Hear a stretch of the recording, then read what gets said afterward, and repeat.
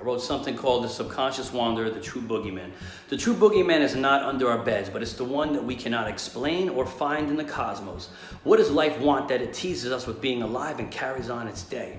The context of particles and elements that somehow knew how to come together to create energy, to evolve into life, and then evolve into a form of consciousness in all species. Some are more comprehensively conscious than others.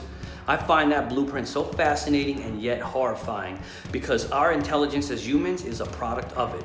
So we can never think outside of it because it is a God that has made us. And by God, I mean whatever designed everything to be a forward, moving, evolving process. The cosmos with gas, rocks, gravity converged together and formed the nebula, planets, and the sun with mass and energy.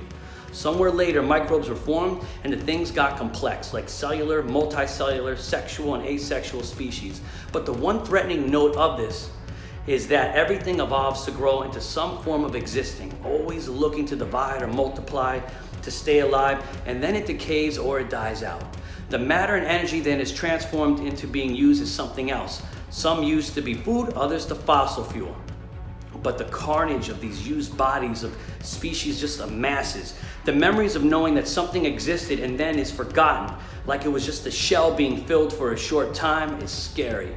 My question is this: what does this form of life evolving energy or being want from us?